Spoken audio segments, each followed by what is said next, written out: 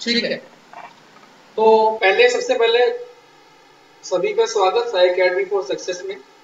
और आज हम बात करने वाले हैं यूएनओ के ऊपर, और यूएनओ में किस तरीके से यूएनओ की स्थापना हुई और चीजें किस तरीके से चली, इन सभी की बात अब हम यहाँ करने वाले हैं। ठीक है, तो स्टार्ट करता हूँ मैं अपना आज का टॉपिक, जिसका नाम है यूएनओ।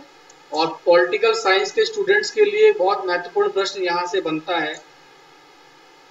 हमेशा मैंने पेपर में यहाँ से प्रश्न देखा है, तो इस चीज को समझने के लिए अच्छे से आपको पहले यूएनओ और उसका इतिहास, यूनाइटेड नेशन ऑर्गेनाइजेशन जिसे बोलते हैं, संयुक्त राष्ट्र संघ, उसका इतिहास, किस प्रकार से संयुक्त राष्ट्र संघ की स्थापना होती है, यूएनओ की स्थापना होती है, और किस प्रकार से चीजें जो है वो परिवर्तित होती हैं यूएनओ के आने के बाद, यहाँ हम ये सभी बातों का डिस्कस करेंगे। ठीक है, तो यूएनओ की स्थापना किससे शुरुआत करता हूँ। 24 अक्टूबर 1945 में यूनाइटेड नेशन ऑर्गेनाइजेशन यानी संयुक्त राष्ट्र संघ की स्थापना होती है। और संयुक्त राष्ट्र संघ की इस स्थापना का मुख्य उद्देश्य सभी देशों के अंदर शांति बनाए रखना था।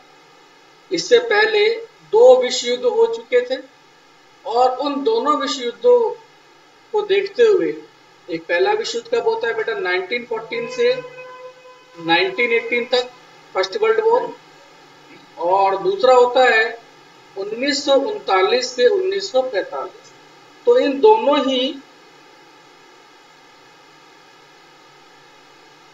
ही विश्व युद्धों के बाद पूरी तरीके से विश्व जो है, उसकी अर्थव्यवस्था, उसके देश जो है वो चरमरा गए थे। उनकी स्थिति जो है बहुत हद तक क्या हो गई थी, खराब हो गई थी। इसी कारण से यूएनओ की स्थापना करना जो है वो अति आवश्यक था। और यही कारण था कि यहाँ पर आपको यूएनओ दिखाई दिया, जिसको पहले लीग ऑफ नेशंस के नाम से जाना जाता था।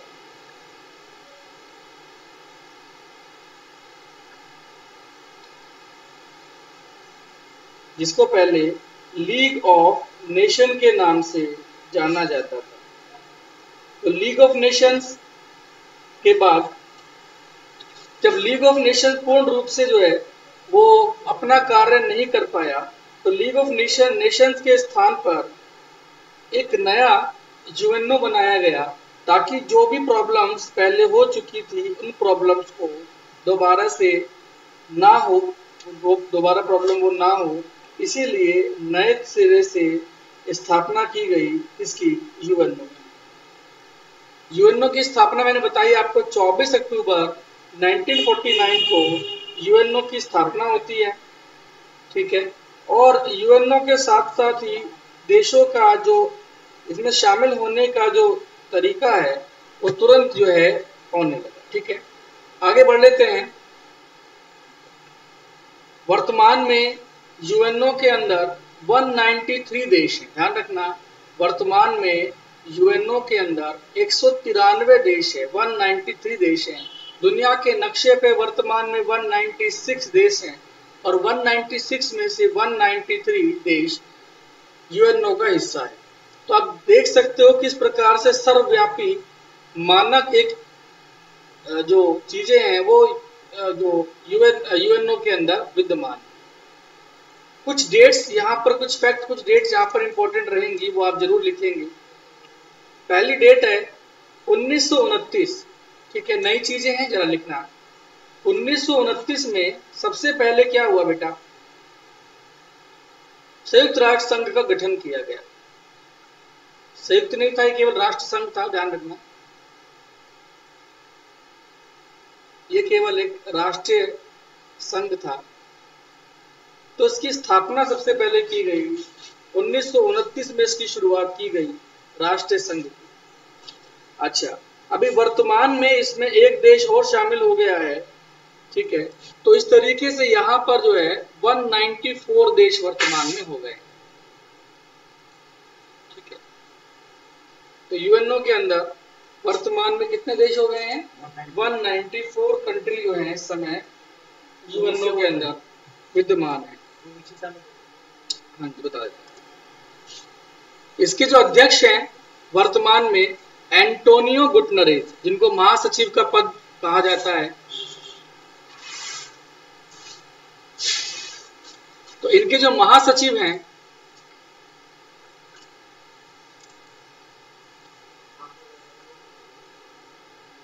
उनका नाम है एंटोनियो गुटारेस।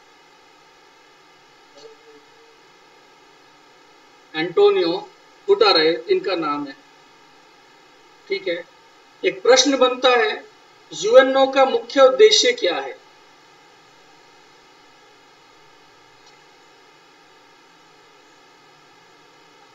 ठीक है, यूएनओ का मुख्य उद्देश्य क्या है? तो पहला है, यूएनओ का मुख्य उद्देश्य है विश्व में युद्धों को रोकना। देखो, मैंने बताया पहले भी कि 2 युद्धों से ही पूरी जो पृथ्वी थी, पूरा जो विश्व था, वो त्राहिमाम कर रहा था, वो परेशानी के अंदर था। और यही कारण था कि विश्व में युद्धों को रोकने का बीड़ा एक ऐसी संस्था को उठाना पड़ा। और देखो, 1945 के बाद से अब तक लगभग 70-75 वर्ष हो चुके हैं, और इन 70-75 वर्ष हो चुके हैं। इन 75 वर्षों के अंदर एक भी विश्व युद्ध दोबारा से नहीं हुआ, और बहुत हद तक विश्व युद्धों को रोकने का काम जो है वो किसने किया? यूएनओ ने किया। दूसरा इसका मुख्य कार्य है, मुख्य उद्देश्य है मानव अधिकारों की रक्षा करना।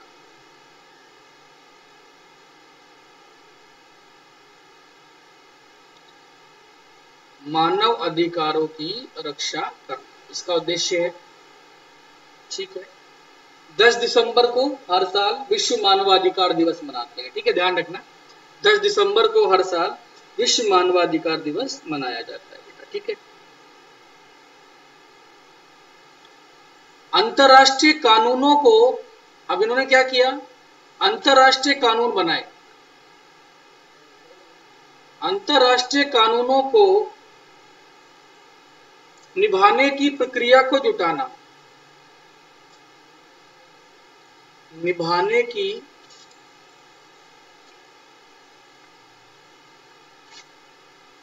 प्रक्रिया को जुटाना, ये इसके मुख्य उद्देश्यों में से एक है। सामाजिक और आर्थिक विकास, सामाजिक और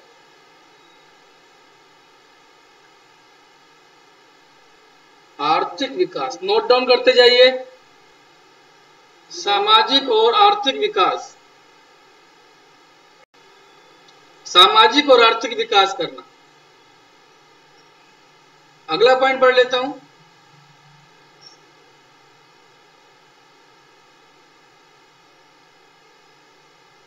पॉइंट नंबर 5,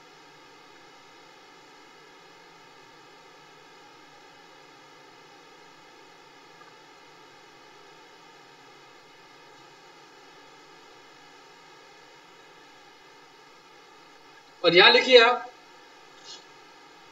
जीवन स्तर को सुधारना, जीवन स्तर को सुधारना और बीमारियों से लड़ना।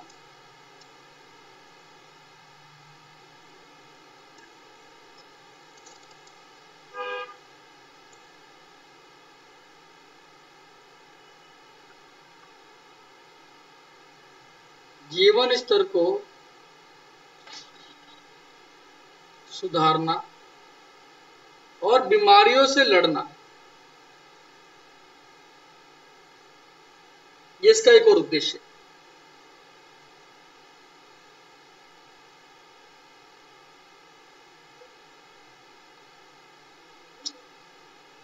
यहां पे एक नोट डाल के लिखेंगे आप लोग,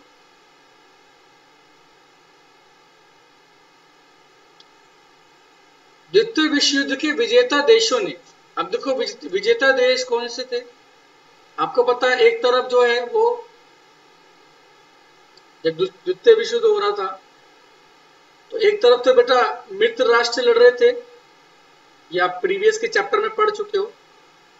और अगर अभी प्रीवियस के चैप्टर्स आपने नहीं पढ़े हैं तो एक बार सारी वीडियोस अवेलेबल है, चैप्टर नंबर 1, 2, 3 सारे अवेलेबल हैं।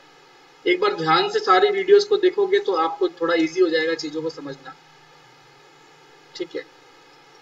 तो यहां पर अगर बात की जाए तो जो दो देश लड़ रहे थे, दो गुट लड़ रहे थे, सॉरी, एक थे मित्र राष्ट्र और दूसरे थे धुरी राष्ट्र,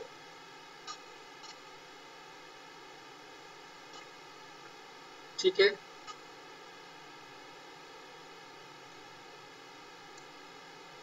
आप लिख लेंगे, एक और थे मित्र राष्ट्र और दूसरे थे धुरी राष्ट्र।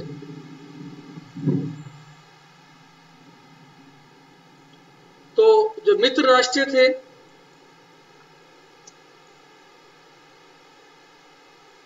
इसमें कौन कौन से देश थे,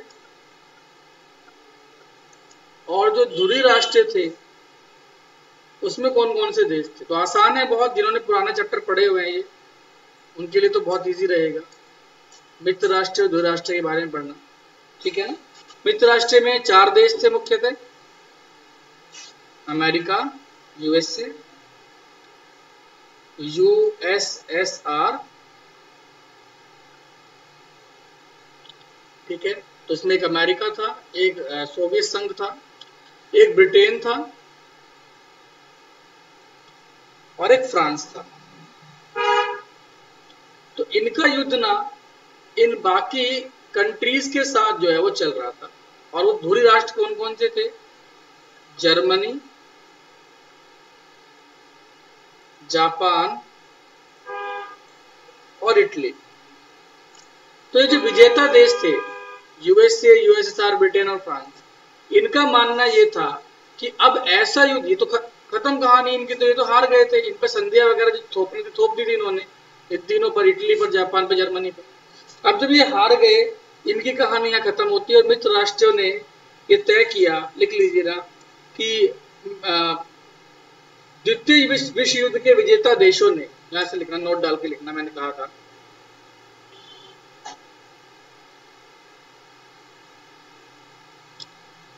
द्वितीय विश्व युद्ध के विजेता देशों ने मिलकर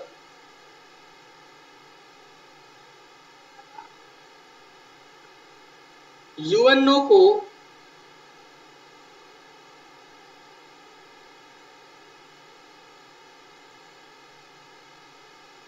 अंतर्राष्ट्रीय संघर्ष में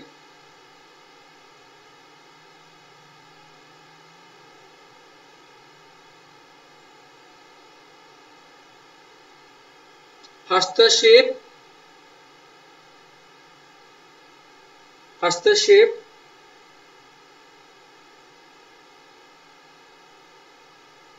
करने के उद्देश्य से स्थापित किया था।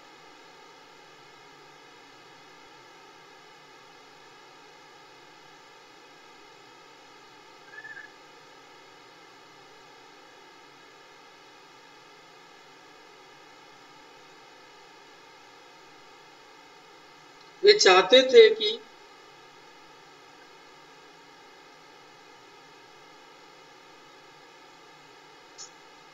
भविष्य में फिर कभी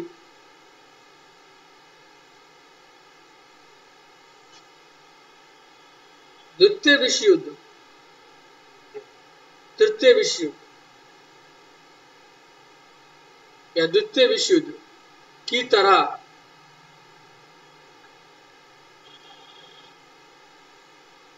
के युद्ध ना उभरे। इनका पर्पस ये था कि जैसे युद्ध हो रहे थे, जैसे वॉर्स हो रही थी, वो युद्ध और ये वॉर ना दोबारा से होने नहीं चाहिए, ऐसा विजेता देशों ने मिलकर इसलिए किसकी स्थापना की, यूएनओ। हालांकि ये उद्देश्य के अंदर आ सकता है, ठीक है ना। और जैसे मैंने बताया कि 1929 में इसकी शुरुआत हो गई थी, बहुत पहले हो गई थी, जब तो विश्व युद्ध हुआ भी नहीं था, लेकिन ये प्रभावहीन था। इसलिए ये पहले जो हुआ करता था लीग ऑफ नेशन में, उसकी बात कर रहा हूं बेटा, ठीक है। 1946 में देख लो 1946 में 1946 में लीग ऑफ नेशन को भंग कर दिया गया। लीग ऑफ नेशन को भंग कर दिया गया।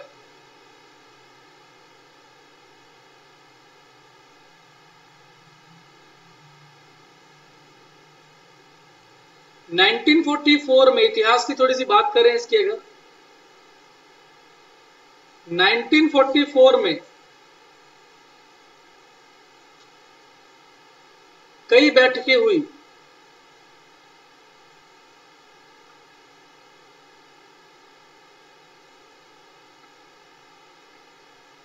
कहां हुई? अमेरिका, रूस और चीन में।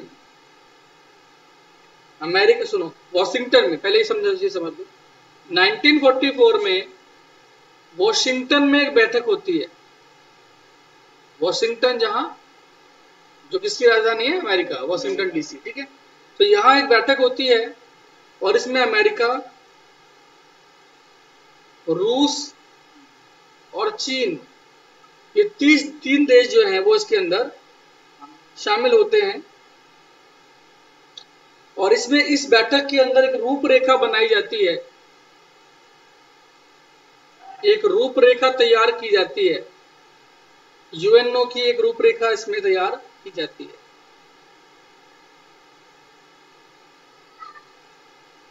नाइनटीन 1945 में, वही 24 अक्टूबर 1945 को, ये क्वेश्चन कभी एक नंबर में पूछ लेता है बेटा। 24 अक्टूबर 1945 को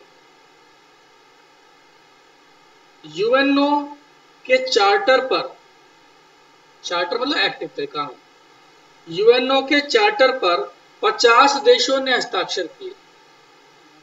हाँ, 51 तो अमेरिका ही था, तो 50 प्लस 1 हो गया, 50 अन्य देशों ने। और वॉशिंगटन में था क्योंकि यूएनओ बनाने वाला अमेरिका, तो इसको आप 50 प्लस 1 लिख सकते हो कि 50 प्लस 1 देशों ने इस पर हस्ताक्षर किए। 51 देशों ने इस पर हस्ताक्षर कर दिए।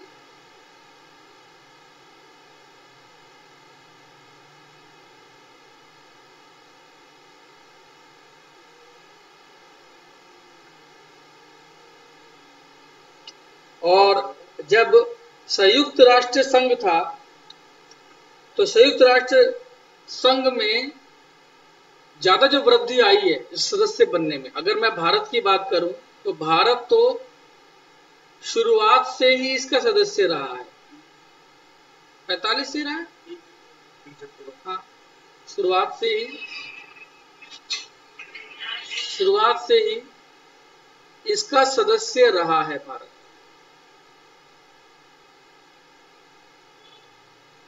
ठीक है,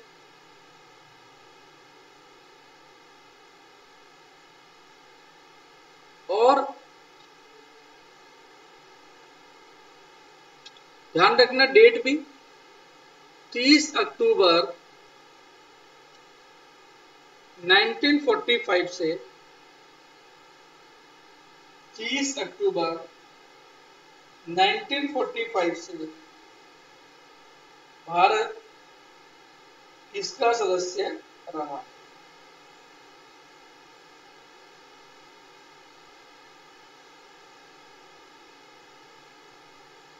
चलिए, संयुक्त राष्ट्र संघ के प्रमुख इसके अंग है, मैं उन पे बात कर लूं।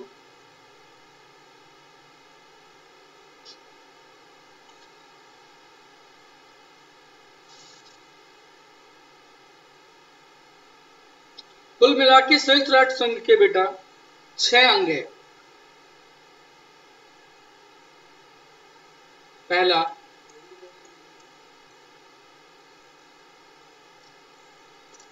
महासभा।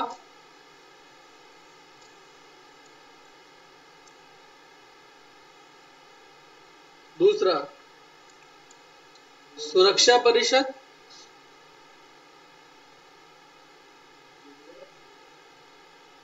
तीसरा, आर्थिक और सामाजिक परिषद।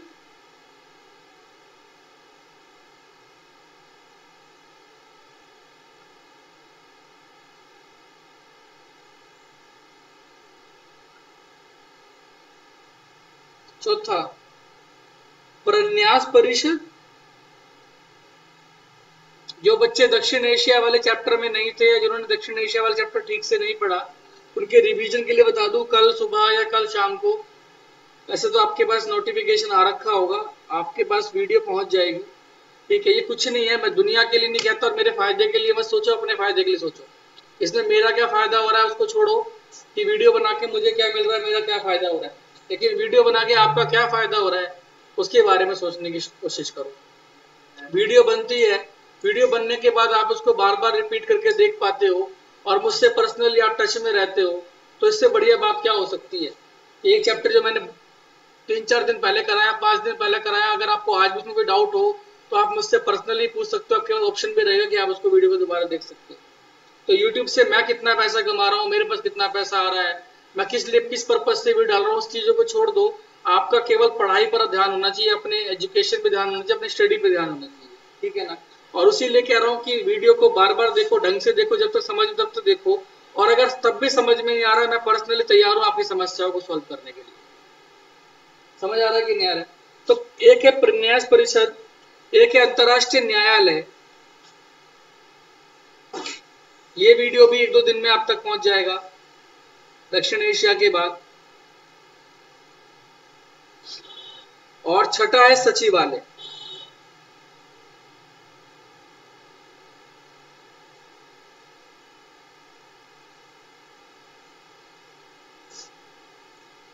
तो कुल मिला के ये 6 अंतरराष्ट्रीय न्यायालय के भाग हैं, जिनमें सबसे महत्वपूर्ण भाग आपका रहेगा कौन सा? सुरक्षा परिषद। सबसे महत्वपूर्ण भाग, आप इसको पढ़ के चलिएगा। सुरक्षा परिषद सबसे महत्वपूर्ण भाग रहेगा।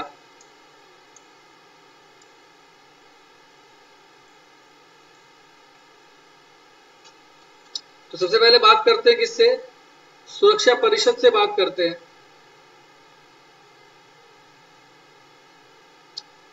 देखिए हेडिंग सुरक्षा परिषद, इसका मुख्य उद्देश्य है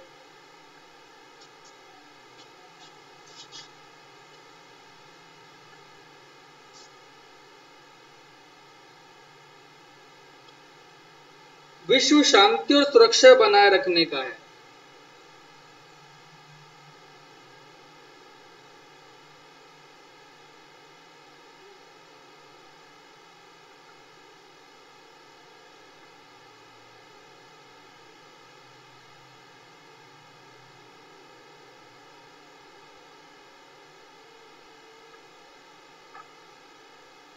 इसके 5 स्थायी सदस्य हैं। ट्रिक से याद कर सकते हो, फ्रेका, France, F for France, R for Russia, E for England, C for China, A for America. 5 स्थायी सदस्य हैं।